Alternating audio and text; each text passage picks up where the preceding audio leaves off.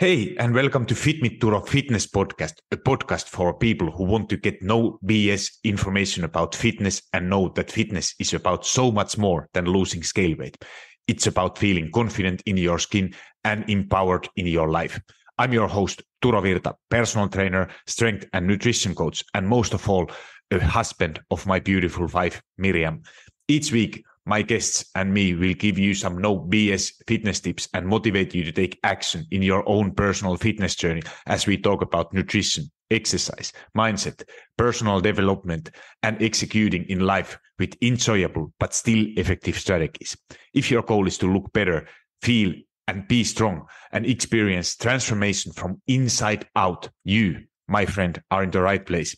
Thank you for jumping in. And now let's jump into today's episode. Hey, and welcome to this FitMitTuro Fitness Podcast. Today, I'm talking about how to make progress without relying on motivation. But before going into the topic, I wanted to share quickly what is going on. And I was a couple of weeks in vacation, being in all-inclusive hotels, and was actually with an Italian ice hockey national team doing a 5-day camp, and I just want to share a little bit what I saw there and how was the experience and how it can actually help you.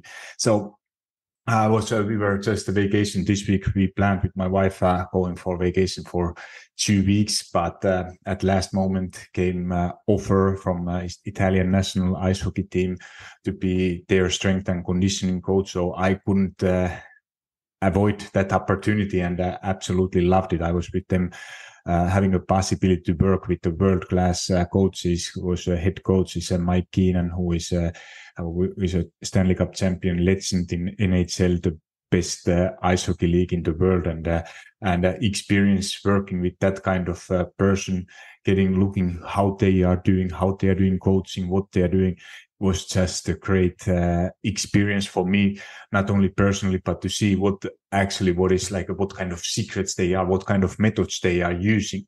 And funniest thing, what the most successful coaches, they have the knowledge, but they keep things very simple. So it's not that, because he used to say a lot like that, simpler it is, more effective is. So kind of like that, less is more. And this is when I think about it in my coaching for example, my most successful clients. Like, more simpler the plan is, more effective and better results you are getting. So, because there is it's kind of symptom with the coaches, like I'm guilty with that myself too, like that you have probably so much knowledge and you want to kind of show what you are able to do, what you are knowing, and kind of trying to impress people with your knowledge, but it's not the most successful strategy. Like that, even like the best results from the best clients is that what I get is that just keep things simple, like do the most efficient things, do them consistently, and results are there. It will be only a matter of time. Like if you start to use too complicated, too difficult things, that's the best way to get overwhelmed. And how most people are responding when you are getting overwhelmed, you end up doing nothing. And that is like the moment when your brain is telling that I'm not going to do anything. And this was something what I truly learned from the best coaches. Like it's very simple. Like, cause there is, obviously, fitness is probably, like, for me, it's a pretty high quality in my priority list, not quality, but priority in my priority list. Like, I make sure that, I live and breathe fitness and health. But for most people, there are a lot of other more important tasks. Like you have your job, you have family, kids, everything. Like there's so much going on in your life that fitness is somewhere there, like maybe in a priority list on place like 15 or something. And for me, maybe it's number 3 after family and own health and everything. So it really matters how, what kind of results you are going to get. Usually simpler the plan is, better results you will get because you are able to stick them with those plans consistently.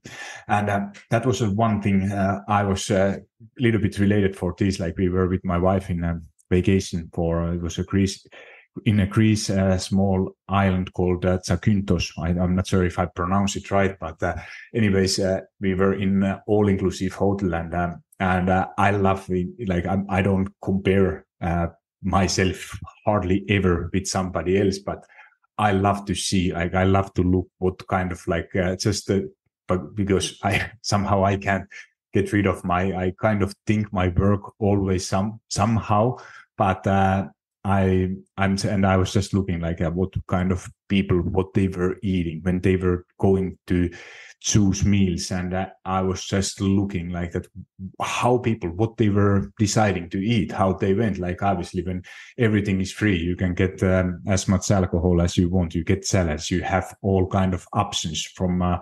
warm whole foods. Then you have like kind of more processed stuff with like fries and everything. And I'm not saying there is a right or wrong option to do it, but just a few notes. What I realized is that when I look myself and when my wife and some other like who looked relatively lean and relatively fit, as there was in the hotel, were many people who I saw that they were absolutely doing something, because that is often like most of the people, they don't do anything, like they don't work out, they don't do anything related to their fitness. And when I was looking those people who they were, like, and myself, I always started like I was eating honestly everything I wanted. I had dessert every single day. I had alcohol on most days, but the difference was that it was like when I went to all inclusive, because I know I'm kind of eater who loves to eat a lot, and I enjoy eating basically everything. I can eat whatever somebody's bringing until it's a lot of food. I'm eating everything. And when I was going to food, but there are like few ways how I do it. Like, because in the end, I didn't gain too much weight, like a little bit, but that was expected to going for like not doing any exercising. It was way too hot to be even active, and walking and swimming was not possible. So that was well needed, like kind of relaxing holiday, but it was only 4 days. But that was even for me success, as I'm a person who is barely never able to just lay down and do nothing. So that was the whole purpose of doing it. But when it was going for menu, going for dinner food, I always start with the big salad. So I was always thinking like that, okay, there are a few things. I'm allowing myself to eat everything as much as I can eat, but I started with the big plate of salad. So took a lot of vegetables, salad, and then tried to get some kind of lean protein source. So there was some very good fishes, lean meat available. So I made sure that I had first those. So first big salad, some source of protein, and then took a little time, like was waiting. And then after that went for everything I wanted. So in the end, I didn't eat basically almost. I tried sometimes some French fries or something, but that was I never actually even wanted that. But all kind of other stuff, what I know that were probably delicious, but I didn't want. I was kind of saving it for later. And then dessert. If I was taking every single day, but I was at the time, it was time to eat some kind of dessert. I was already so full that it was just a little bit. So I didn't eat so much. And it was the same thing when I was going for breakfast. Like most people, like I'm a person who loves to eat a lot at the breakfast, but I always start with kind of most filling with less calories, making sure that having my protein. So I have, for example, as a breakfast, I try to have a lot of fruits with some kind of yogurt. Like obviously I was in Greece, so they had a very, very tasty Greek yogurt with high protein. Then after that, I try to have some kind of egg. It was sometimes scrambled eggs, sometimes cooked egg. So some kind of source of protein. And only after that, if I still want it, like I'm not a person who usually loves to eat in morning some kind of sweet stuff. But if there was something available I wanted, I saved it in the end. So likely when I do it this way, in which order I'm eating, likely I'm going to eat very much less that kind of like high calorie stuff, what I probably wanted the most or didn't want the most. But when I leave it in the end, I'm already so full at the time. So I'm not feeling I'm not able to eat too much of it. When I see somebody else, if you start with that sweet stuff first, you are so hungry, and then you end up eating a thin lot, and then maybe you come into your thought that maybe I could eat something else too, and like some eggs or something else. But if you eat first those sweet stuff, it's that order of food, it matters. So it's just the takeaway from this is that if you start with kind of most filling, making sure you drink a lot of water, you are going to feel so much fuller already before you come to the point when you actually are thinking like that, what else you should be eating. So these were like just kind of small things what I did, and I was honestly I was eating so much, and it's as when you are not home, you are eating something what you are not used to. You want to taste kind of everything. So I was feeling almost disgust at the amount of I was eating. And when I came back home, I was weighing myself. My wife said that I'm for sure I have gained 5 kilos of weight, but I think it was only 1 or 2 kilos, not even that. And I still just got back on track, went back for my normal routine, and it took like a couple of days, and all gained weight was gone. So there is nothing you need to do. If it's only for a couple of days, you are not able to eat that much. That weight gain is like that. What is preventing you is, for most cases, what I say that if you are thinking before vacation, after vacation, that you need to kind of punish yourself with something, or you start to skip meals, which are again leading to repeating that cycle of overeating over and over again. So these kind of small habits, when you just allow it, enjoy it, and don't think if you are scared of jumping on the scale, scared of seeing that number, how much is that, what kind of number that machine is going to give you. Don't do it for a couple of days. Just get back on track and jump on it week after. So you are not getting that panic that, because, if you don't gain any weight at vacation, probably you didn't enjoy it with full as much as you could. So that's totally normal and part of the thing. So it's really like a few days doesn't make anything. Like it's only, I guess, if you are doing everything perfectly for a week, you won't see a lot of progress, but it works also on opposite. So even doesn't matter what you are doing for a week or something, you are not losing your progress either. So for today's topic, how to make progress on without relying on motivation. So motivation is something, it's emotion. It's kind of fickle friend, like it comes and goes. And if you are always waiting for it, you might be waiting forever. So I know most of the people I talk, like they are like, no, I'm not motivated. I feel like, maybe it's coming.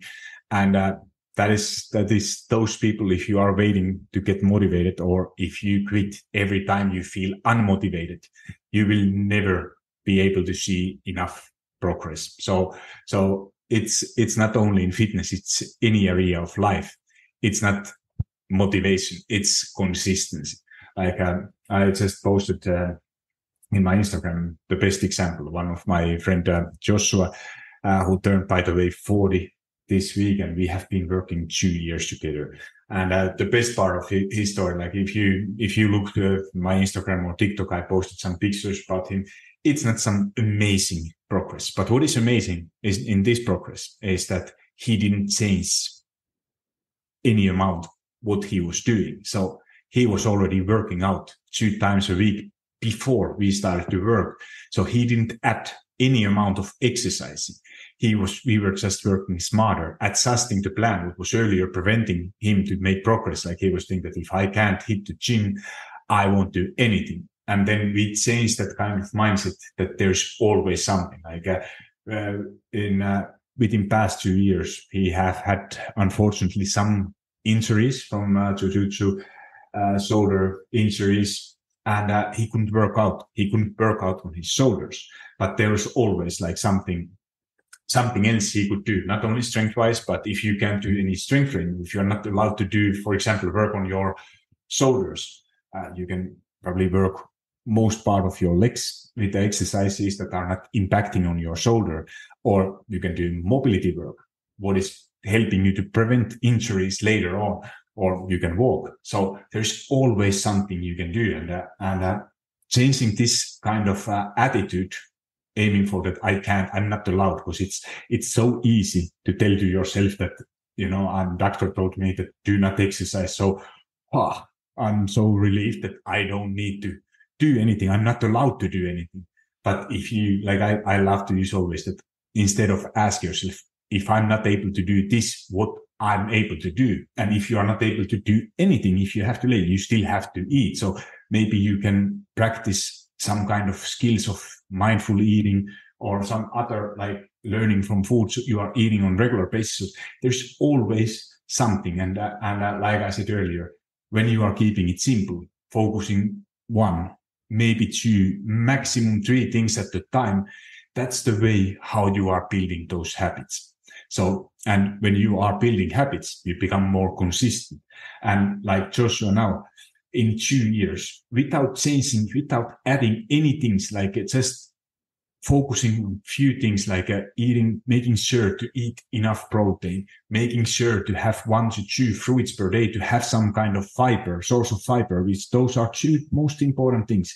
He did count calories at some point, so he learned how to, what amount of foods he's eating on regular basis, but he didn't track every single calorie all the time. But obviously it's a tool what probably you should at some point use for at least for a little bit, to learn what you are eating on daily basis. And then if you focus on, when you know, like what you are eating on daily basis on most days, then most days are covered. And when you have enough protein, you won't be hungry, you won't have sweet cravings. And then with the same thing with the workouts, if you are able to, if you are someone who knows that, who would ideally work out 4 times a week, but for some reason, like Joshua's case, you have a very demanding job, having a kids, family, dog, and so on, a lot of things going on in life. And realistically, at this point of his life, more than 2 times a week is not realistically possible.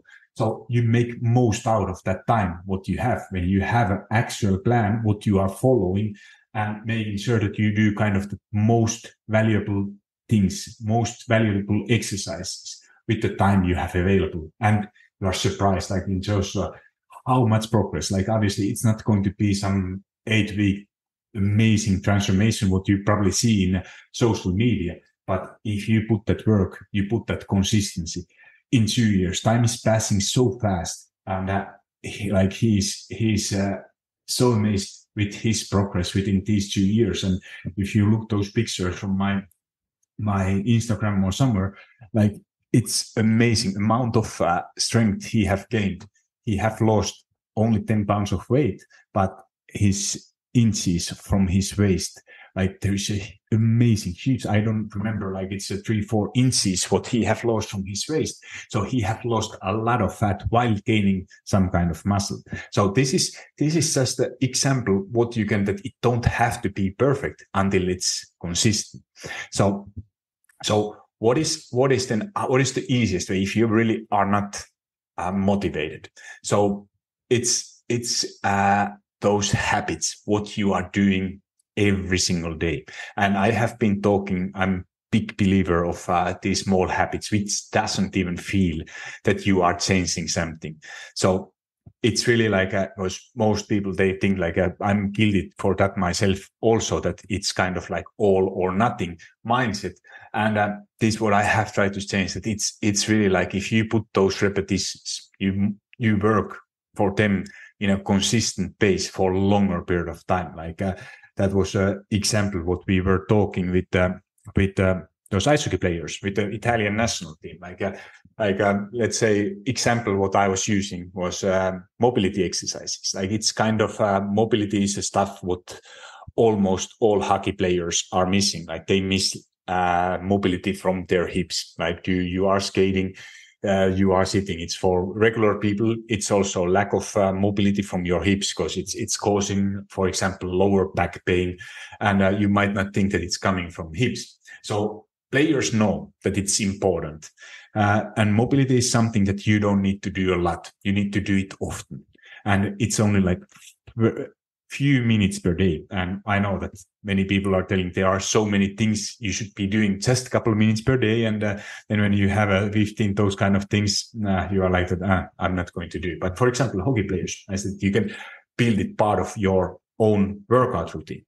Like I personally, I was a lot more mobile than most of those guys. It was something, mobility was something like when I was a professional ice hockey player myself, I was never doing it. I wasn't aware. I didn't know at the time. There was nobody talking about mobility or something. Now those guys know. Everybody's talking about it, that when you are, because if, for example, ice hockey player, if you are more mobile, you get a lot more out from your body. Like if, for example, if your hips are more mobile, you don't need, you can use your full strength to become faster and use that whole range of motion to skate faster. So you don't need, even doesn't matter, you get stronger, you might get faster, but if you don't get everything out what you already have, mobility is helping, but still most guys don't do it. And now we were doing as a warm-up just a few exercises, couple of minutes, and guys were telling me that, wow, they felt so much better from the picking on the ice when they went on the ice, like they were ready from the minute one. And earlier they took like 10 to 15 minutes before they were getting that. So mobility, like when you do proper warm-up and some mobility exercises, you are ready to go from the minute one. And think what kind of difference this is going to make. Like if you are prepared, you do, let's say, differently, you are doing anyway some kind of warm-up, but if you are doing it in a right way, you are able to do, you don't need to add more minutes, add more hours to your workouts, but those guys, they are ready, like let's say that they are still same hour on the ice, but they get 15 minutes more out of it every single day. So, and guys they are going ice like 5, 6, 7 times a week. So that is basically our more quality workout. So without adding anything, it's just doing like working smarter and not harder. And those are only all habits. Like if you do it already anyways, if you change the way what you have been always doing, like because we have kind of all those habits, what we are when we are on our autopilot, we do them without thinking. So when you challenge yourself to think like that, why you are doing it, what you are doing it, these are all examples how you are when you are repeating these small kind of habits for a longer period of time, how you are able to change kind of everything. So this was a best example. Like my own example is like kind of small habits when I was in my 20s. I was a hockey player. We had some nutritionist talking. I don't remember anything from that whole lesson. Like they were talking like some boring stuff, like always, like that, what are carbs and fats and protein and that kind of stuff. And, you know, when you have that knowledge already, you think you kind of know that you don't really pay attention. And for me, it was the same. But there was one thing where I paid attention, and that was we were talking about calories, something, and then about sugar. And they were thinking like, what kind of habits you have every single day. And for me, I was drinking 3 cups of coffee every single day, and I still do. And at the time, I was using always sugar and putting teaspoon of sugar every cup of coffee. So it was 3 teaspoons of sugar every single day. So if 1 teaspoon is around 5 grams, so it's 15 grams of sugar more every single day. In a one day, it's if you think it calorie wise, it's maybe 50 calories. So it's not very significant, but it's still something. And but now when I put it, like I was counting it, it's like over 1,000 kilos, like over 100,000 calories, what I have been eating less within a period of 20 years. So this is like, it makes in a year, it's 7 kilos of sugar, like 15 grams per day. If you put it like in 100 days, it's 150 grams. So 300 days, it's a half kilo, or no, it's 700 grams or whatever. But anyway, it's I'm not now with just maths, not getting all numbers right, but you get the point that it's becoming like if you do it those small kind of things for a year, for 10 years, for 20 years, it's making huge impact. And these are like kind of things that I didn't feel like that I'm changing. I still have my coffee. Obviously, in the beginning, it tastes a little bit different. But if you are going to grab, let's say you are going to Starbucks or somewhere to grab every time your coffee, if you are able to swap it for something else, just reducing, maybe if you get your Starbucks coffee with 300 calories, if you swap it for something else, which have maybe 100 calories or even better, some black coffee without basically anything or with milk only, you are saving so many calories and probably a lot more you don't even need to do to be able to see huge progress and results. So these are kind of habits, what you are already doing. And why you should always get started small, like, cause it's never feel like that. It's those small habits, they are like kind of habits, what you are repeating, what you are able to do in your worst days. Not thinking like the most people are thinking like what you are able to do your best days, but what is the power of change? What is actually going to be sustainable is those habits, what you are able to do also on your worst days. So, for example, workouts. If you are not motivated, let's say that ideally you would do an hour.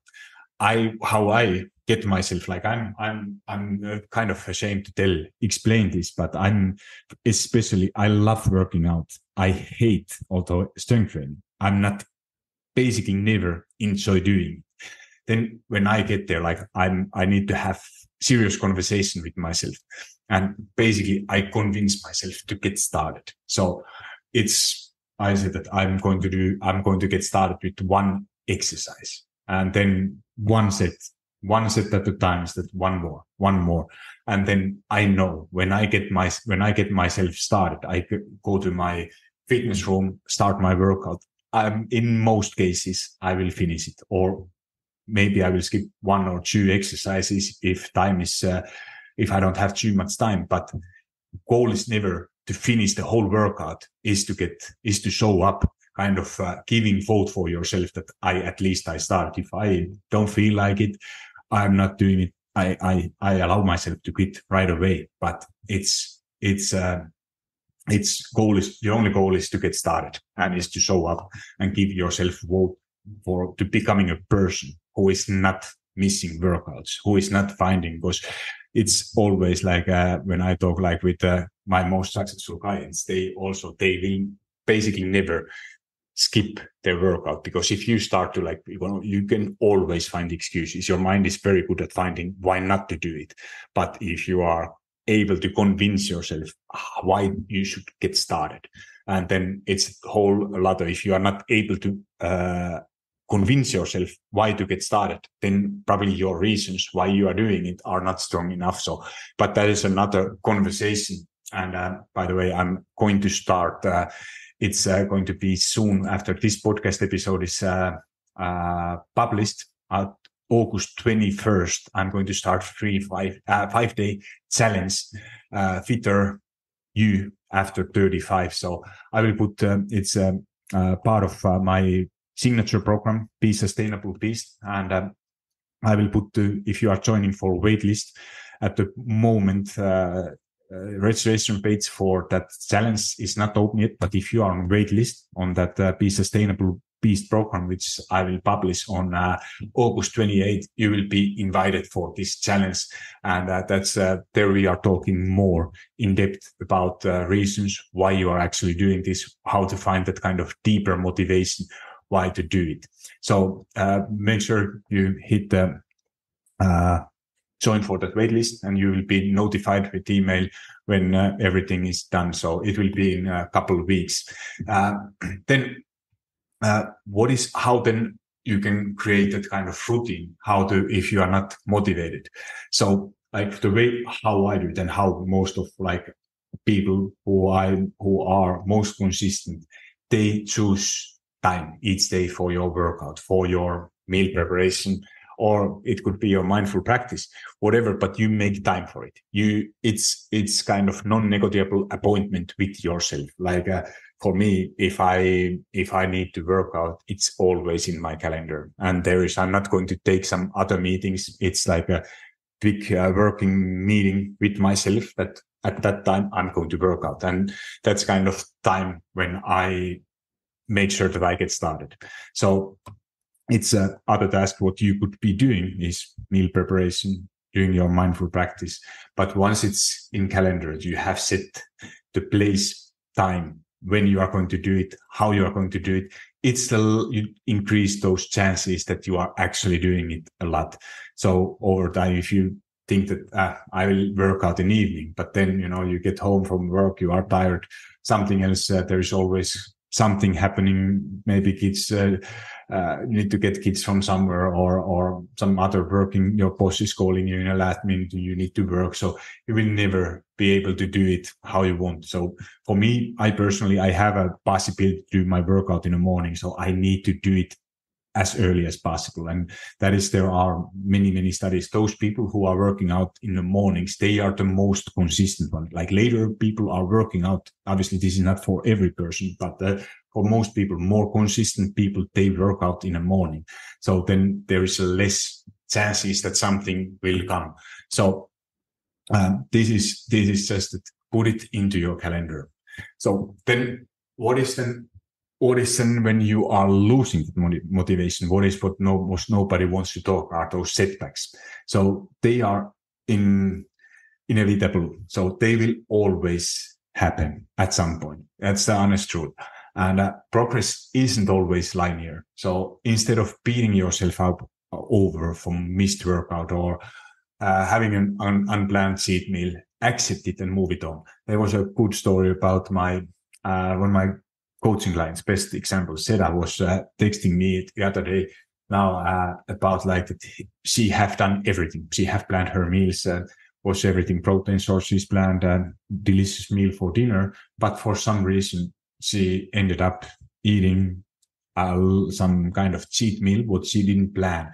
And the difference was like earlier, she said that she would probably beat herself up, and next day use it as an excuse that now if you get up on, when she did wake herself next morning, she gained a lot of weight as she have a lot of carbs, but now she have learned that she accepted it. It's something what happened. She moved on. She didn't do anything differently. She just get back on her normal track, started to focus on eating more protein. And if those kind of setbacks, if they happen more often, then you probably better look why they are happening, for what. If it's once in a while, that's totally normal. It's just move on, and it doesn't change anything. So your worth isn't defined by your mistakes, but your resilience to get back up. So it doesn't matter how many, like, we feel always guilty. What is the only difference? Everybody's doing mistakes. Everybody have some kind of setbacks. But the only difference, what makes the difference, is that how fast you are getting back on it. And the way how you should get, what most people are missing is still that you should allow yourself to celebrate your small wins. So this is something what most people are never doing. Like, we are so good at patting somebody, maybe your friends or your someone else. Like, if your kids you have a kids, they are playing some sport, they are trying hard, you are very good at celebrating. If your friend is telling that, I have achieved this and this, you are very good at celebrating other people. But yourself, we are struggling so hard. Like, but using as an example, like this, what I told earlier about Seda, what happened, like what I responded for her was that you should actually celebrate yourself, because this is a success.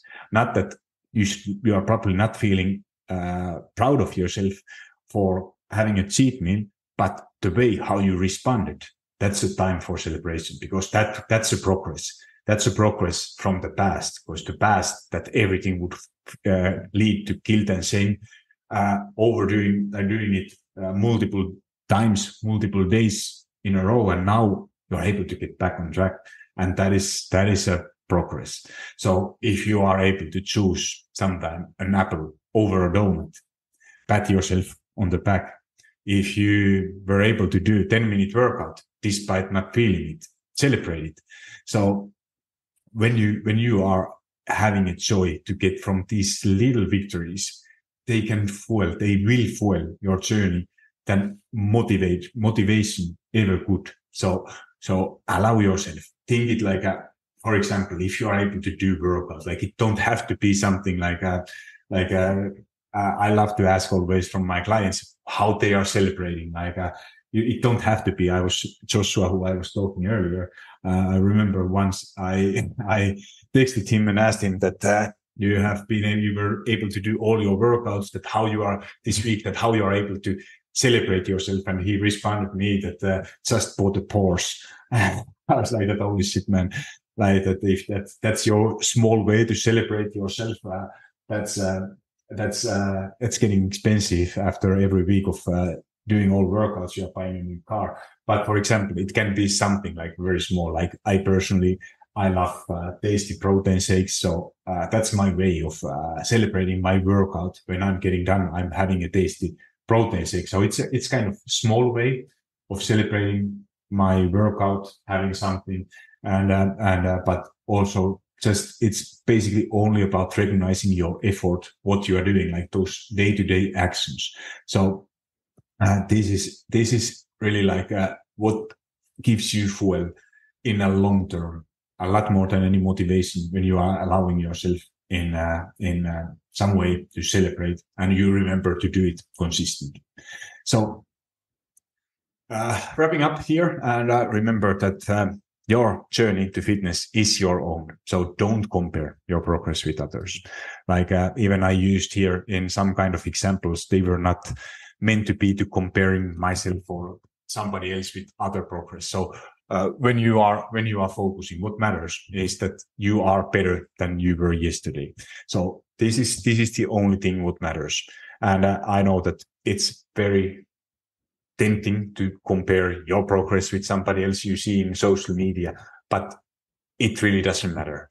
What matters is that you are better than you were yesterday. Consistency, resilience, and self-compassion are your best friends on this journey. So that's all for this FitMitTuro Fitness Podcast. Go to join for my Sustainable Beast waitlist. I will put link to show notes and put it in already on your calendar. It will be from Monday, August 21st to Friday, 5-day free challenge. Its times are going to be always 4 p.m. Central European time. It will be 9 a.m. in Eastern time. And challenge, there will be replays available. So if you can't make it live, there will be replays available for next weeks. So this is the best, most transformational 5-day free challenge where you will go deeper on all this to get yourself fitter after you turn 35. So thank you for listening and talk to you soon. Hold up, friend. Do you love FitMitTuro Fitness Podcast? If so, the best way to say thank you is to subscribe to the podcast and leave a review on iTunes. I know every podcaster wants you to leave a review, but it's because those reviews help the podcast to reach more people. I truly want to know what you think, and if this particular episode resonated with you, would you also please share it? Either send a link to someone who you think will find it valuable, or take a screenshot and post it into your social media and tell your friends and family why they should listen it. Make sure you tag me so I can hear your feedback and give you a little love. And if you aren't already following me on Instagram or TikTok, that's the perfect time to hit that follow button. Thank you for being here and listening to FitMitTuro Fitness Podcast.